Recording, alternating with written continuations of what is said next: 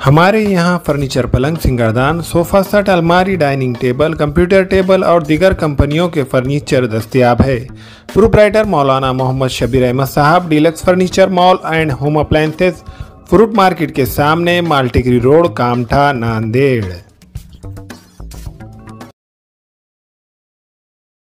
अस्सलाम वालेकुम नाज़रीन, नांदेड़ दो न्यूज़ में आपका इस्तकबाल है। चलिए जानते हैं आज की खबर। ब्राह्मणपल्ली विलेज में पूरे प्लानिंग के तहत हथियार के साथ, शराब के बोतलों के साथ प्लानिंग के तहत मेरे पे अटैक करने की कोशिश की गई। हमारे बीआरएस पार्टी के प्रेसिडेंट एडपल्ली के श्रीराम और आकुला श्रीनिवास पे भी कांग्रेस पार्टी वाले अटैक करे। उसके बाद कांग्रेस और बीजेपी पार्टी वाले दोनों मिलके जो मुस्लिम लीडर्स है एडपल्ली के, उन लोगों को कमरे में बंद करके टारगेट करके मारा गया। शरत रेड्डी नामवरी जो काउंसलर है बोधन का, जिसके ऊपर कई मुकदमा दर्ज है, जो चोर है, जो क्रिमिनल है, उन्हें आके मुस्लिम बच्चों को बीजेपी बच्चों के साथ मिलके जो मारा, टारगेट करा। ये बहरूपिया क्या है, इसका असली शक्ल सामने आ गई। तो तमाम लोगों से, पुलिस से मेरी दरख्वास्त है, सख्त से सख्त कार्रवाई करना चाहिए।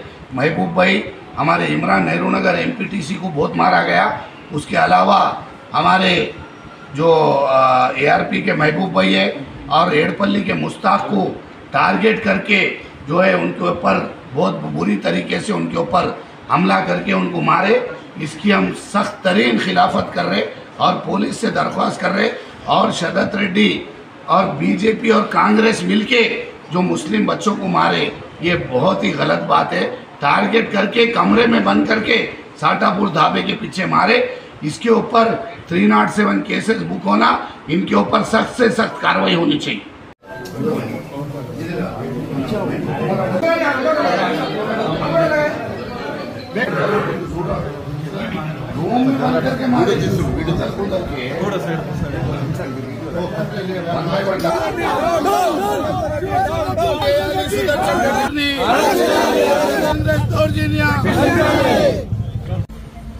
हमारे वाइस एमपीपी इमरान भाई को जिस तरीके से वहशी तरीके से, शैतानी तरीके से जिस तरीके से मारा गया, अफसोस की बात है कि इस तरीके की हैवानियत ये कांग्रेस पार्टी वाले दिखाए।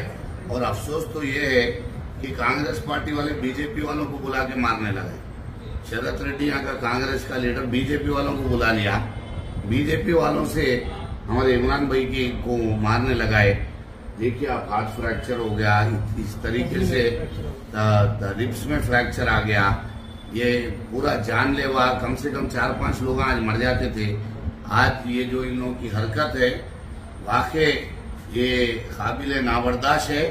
और इन लोगों को पुलिस से मेरी गुजारिश है, police commissioner, DGP Telangana, election commission of India से, कि सुदर्शन रेड्डी को और जितने भी लोग, शरत रेड्डी रहने दीजिए, गुली सिंह रहने दीजिए, सबको फौरन से फौरन जेल में डाल के रिमांड करना चाहिए।